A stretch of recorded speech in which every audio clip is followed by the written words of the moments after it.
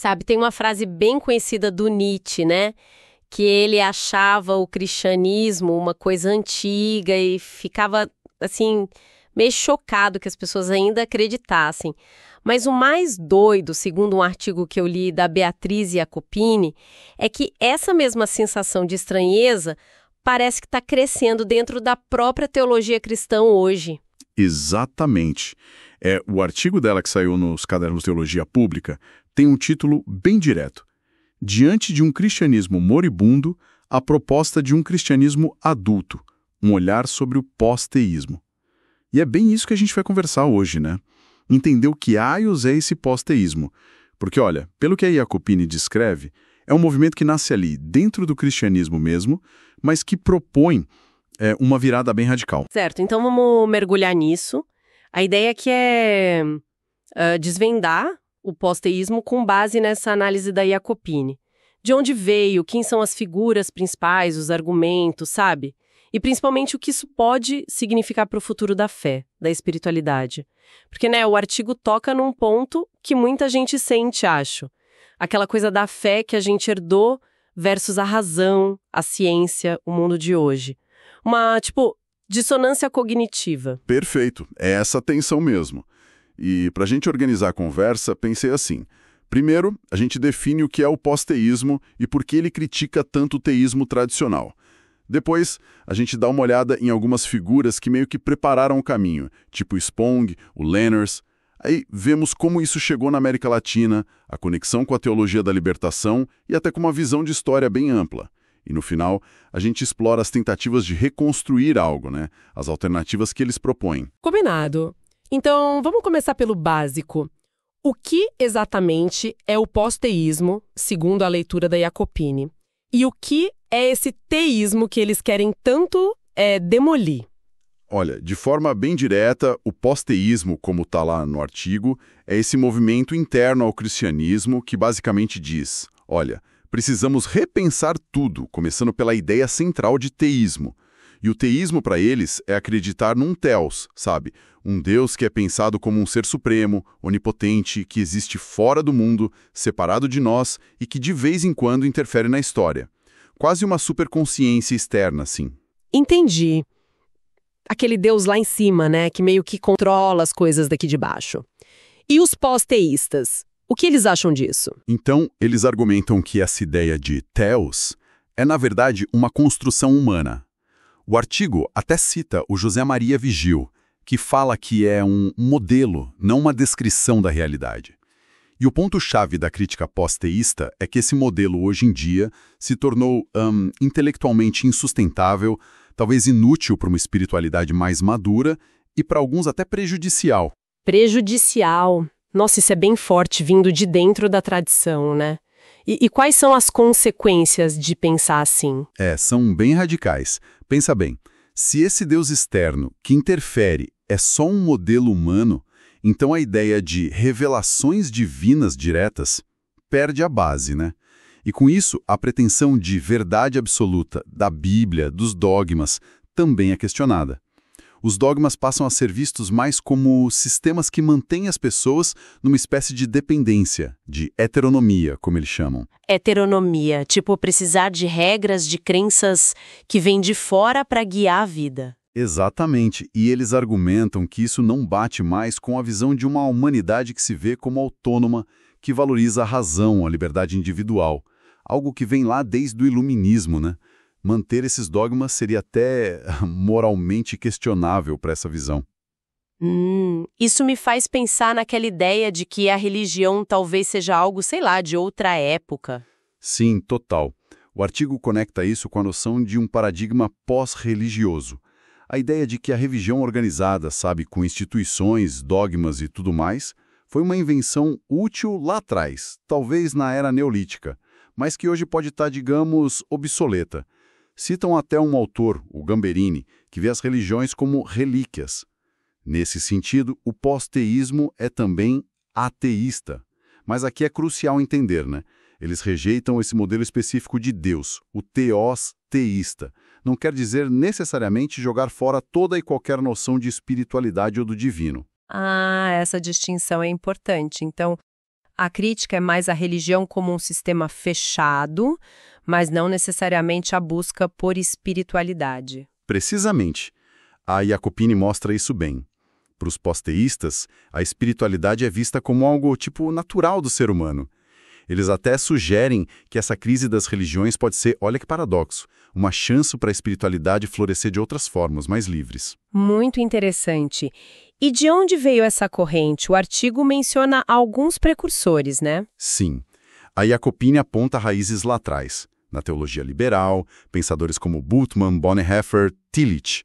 Mas ela destaca duas figuras mais recentes, como bem importantes para o pós-teísmo: o bispo episcopaliano John Shelby Spong e o jesuíta Roger Lenners. Spong. Ah, sim, acho que já ouvi falar dele.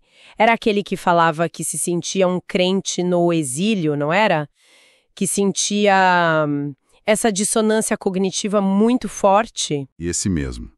Ele tinha um incômodo gigantesco com a incompatibilidade entre as crenças tradicionais e a visão de mundo moderna, científica. As famosas 12 teses dele foram assim um ataque direto a pilares da doutrina, né? A ideia de um Deus que interfere, criação literal, Jesus como um ser sobrenatural que desceu do céu, milagres literais, ressurreição física, a Bíblia como palavra literal de Deus.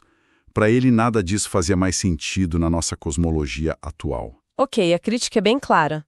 Mas ele propunha jogar tudo fora, então? Virar ateu? Ou tinha alguma alternativa? Não, a proposta dele não era jogar tudo fora. Era mais abandonar a linguagem mitológica interpretada ao pé da letra, sabe? Ele sugeria ver Jesus não como uma visita sobrenatural, mas como um ser humano tão pleno, tão conectado com a realidade profunda que ele chamava de fundamento do ser, bem na linha do Tillich, que nele essa dimensão divina se tornou visível para nós. A fé, para ele, não seria mais sobre converter os outros a um conjunto de crenças, mas sobre transformar o mundo, ajudar cada pessoa a viver plenamente, conectada com essa fonte de vida, de amor, de ser. Era um chamado à coragem de existir. Entende. Menos sobre crer em dogmas e mais sobre um jeito de viver, de se conectar com algo maior. E o outro nome que você falou, Roger Lenners, o jesuíta, a linha era parecida? Bem parecida na crítica fundamental, sim. O livro dele, O Sonho de Nabucodonosor, também denunciava o que ele via como uma linguagem arcaica da igreja, mitos como a queda de Adão e Eva, nascimento virginal, ascensão de Jesus ao céu e até a forma tradicional de falar sobre encarnação e ressurreição. Ele falava num êxodo, sabe? Uma saída necessária desses mitos antigos. E ele propunha algo no lugar?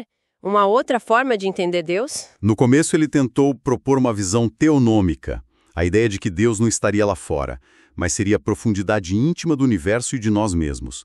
Mas depois, parece que influenciado por outros pós-teístas, ele achou que até esse termo teonomia ainda estava meio preso à ideia do teos antigo, e passou a buscar só uma fé moderna.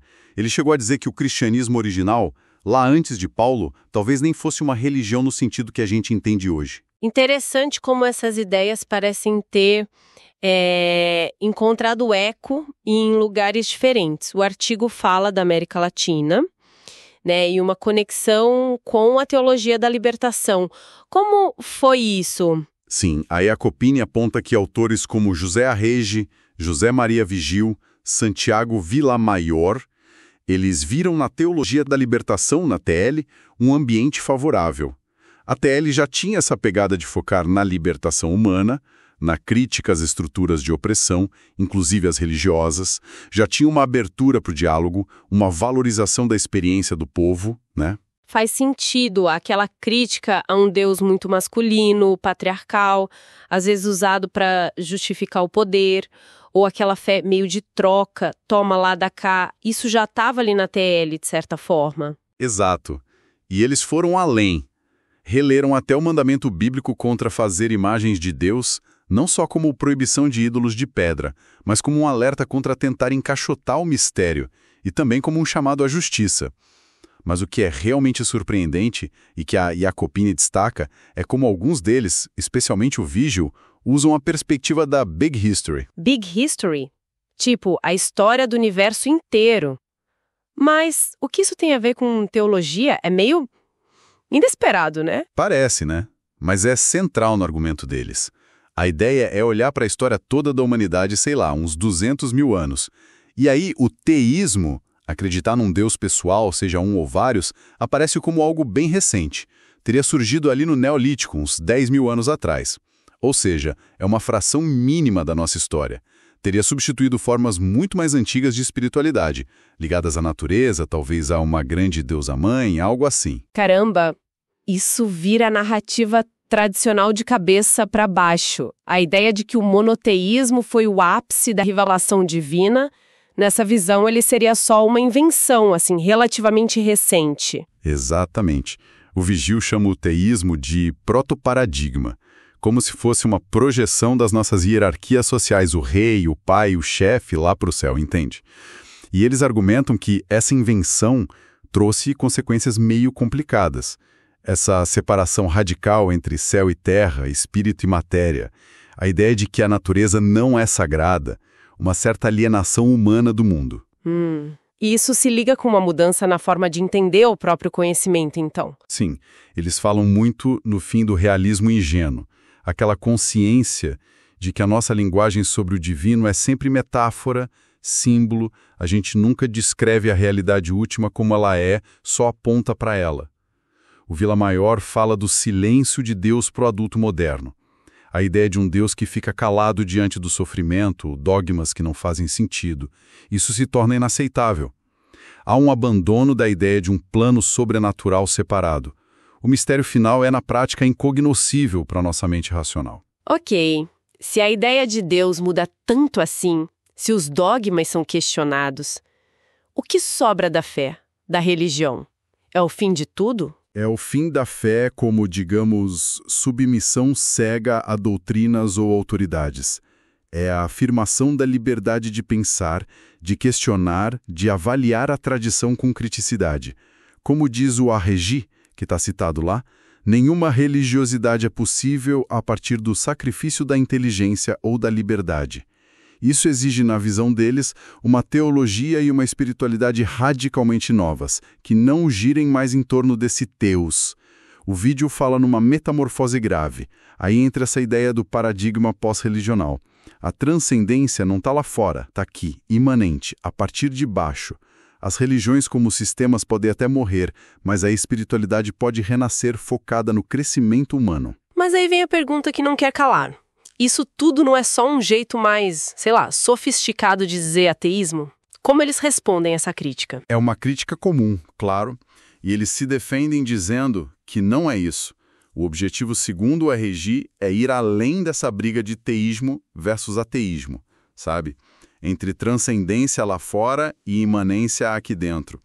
Ele até lembra que a própria tradição tem textos que meio que embaralham isso, tipo lá em Atos, nele vivemos, nos movemos e existimos, ou em místicos como João da Cruz.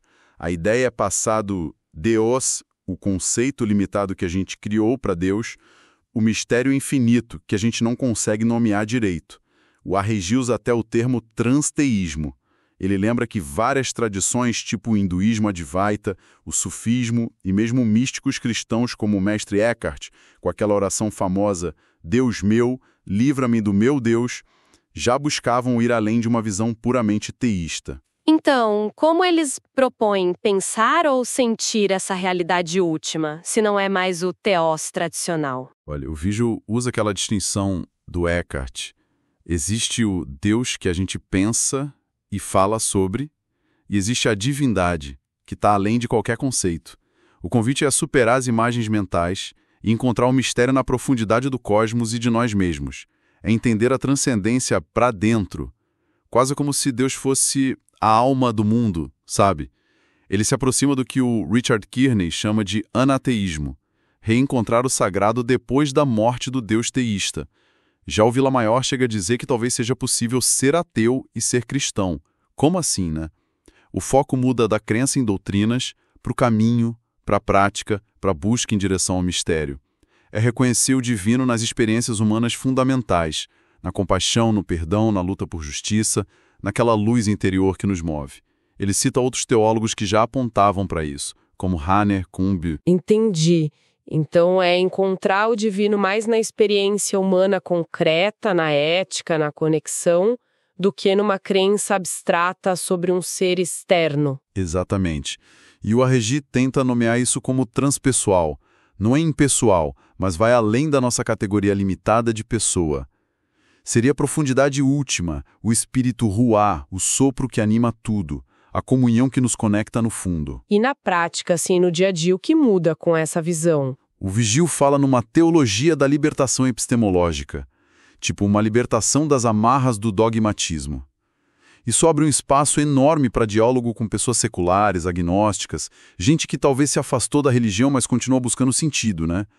Vila Maior e Vigil falam em formar uma internacional da esperança, com esses agnósticos apaixonados. A ética vira uma fidelidade à terra e à história humana. A ideia de fundo é meio que precisamos mudar a imagem de Deus para poder mudar o mundo. O artigo também faz uma ponte bem interessante com a teologia ecofeminista. Qual que é a conexão aí? A conexão é principalmente a crítica comum à imagem tradicional de Deus como masculina, patriarcal, que muitas vezes foi associada a sistemas de dominação tanto sobre as mulheres quanto sobre a natureza. Há uma crítica à forma como certas leituras bíblicas teriam dessacralizado a natureza, e uma valorização de visões mais integradas, como as de povos indígenas, que veem a terra como mãe, por exemplo. E menciona uma teóloga específica, a Mary Judith Rez. Sim, a Jacopini usa ela como exemplo. Alguém que veio da teologia da libertação, da teologia feminista, e chegou a posições pós-teístas.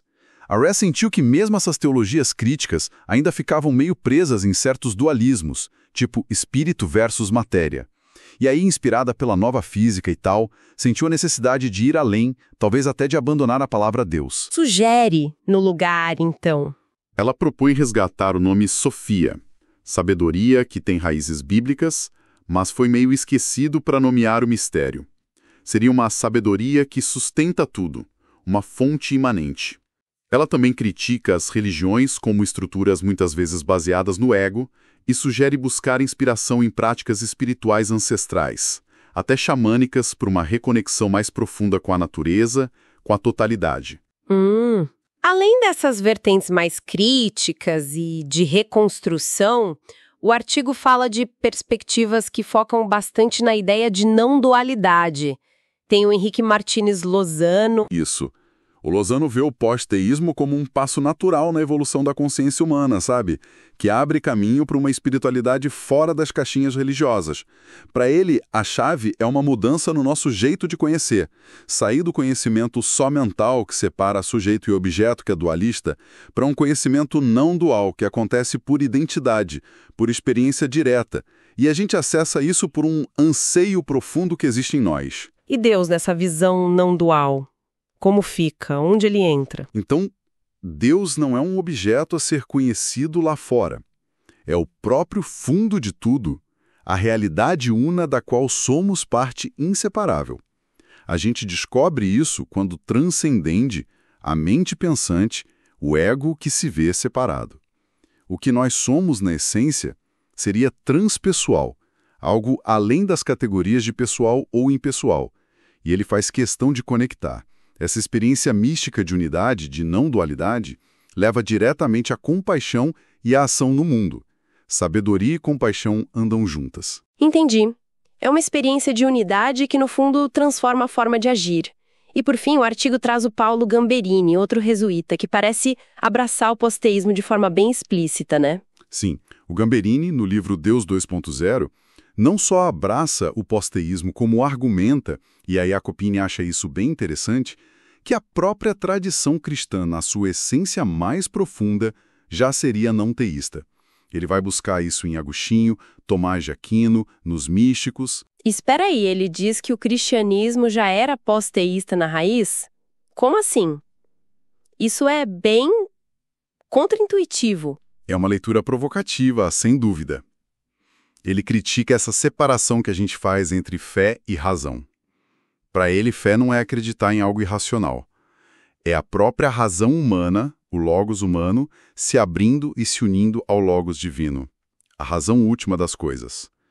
Fé seria pensar concordando, como dizia Agostinho. É a razão transformada em amor. Ele usa aquela imagem forte do Eckhart. O olho com que vejo Deus é o mesmo olho com que Deus me vê.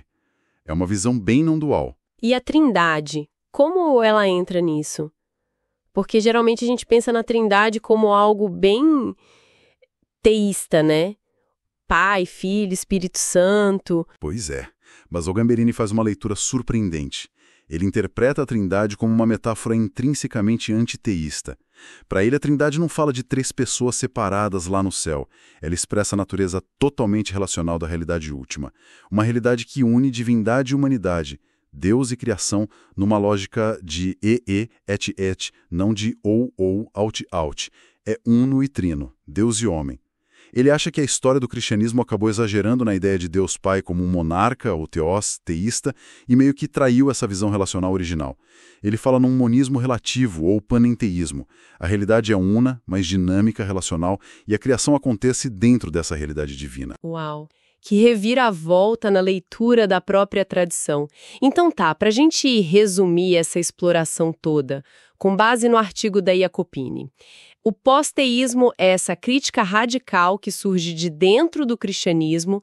Ela diz que a ideia tradicional de um Deus externo, interventor, não serve mais para o mundo de hoje, propõe desmontar esse conceito e as religiões baseadas nele, buscando uma espiritualidade renovada, muitas vezes por caminhos mais imanentes, não duais ou panenteístas, tudo em Deus. Exato. E aí a Jacopini faz uma observação interessante no final do artigo.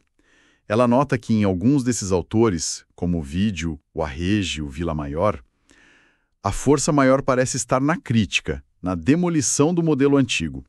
A parte de construir o novo, às vezes parece menos desenvolvida ou se baseia mais numa aposta ética, numa confiança prática, algo meio kantiano, talvez, ou pascaliano. Entendi. Em contraste com outros, como o Lozano e o Gamberini. Sim, que ela destaca justamente por tentarem ancorar essa visão pós-teísta ou não dual de forma mais, digamos, robusta, dentro da própria história da filosofia e da mística cristã, usando conceitos como logos, trindade e a experiência dos místicos para construir essa alternativa. E por que isso tudo importa, afinal, para quem está ouvindo a gente agora? Qual a relevância? Olha, eu acho que toca em pontos muito reais para muita gente hoje, sabe? Aquela sensação de que a fé que a gente aprendeu não conversa mais com o mundo que a gente conhece. A busca por uma espiritualidade que faça sentido, mas talvez fora das caixas dogmáticas das religiões tradicionais. O desejo de conciliar a busca espiritual com a ciência, com a ética, com o senso de responsabilidade pelo mundo. Essa discussão toda estimula a gente a pensar: qual é a minha imagem de Deus? O que significa religião e espiritualidade para mim? Como essas coisas se conectam ou desconectam na minha vida? E para a gente fechar, fica aquela provocação que o próprio artigo meio que deixa no ar. Se o pós-teísmo surge como uma resposta a um cristianismo moribundo, será que essa desconstrução toda, essa busca por uma fé mais adulta, focada no mistério que se revela aqui, na imanência, na ética, na compaixão, será que isso pode ser justamente o caminho para o núcleo espiritual do cristianismo sobreviver e se transformar nesse mundo cada vez mais secularizado? Ou, tem outro lado da moeda. Será que, ao diluir tanto a figura tradicional de Deus e as doutrinas clássicas, o pós-teísmo acaba, no fim das contas, dissolvendo o próprio cristianismo numa espiritualidade mais genérica, perdendo aquilo que o tornava único? Essa tensão entre romper com o passado e, ao mesmo tempo, tentar encontrar alguma continuidade parece que é o grande dilema que o pós-teísmo deixa para a gente pensar.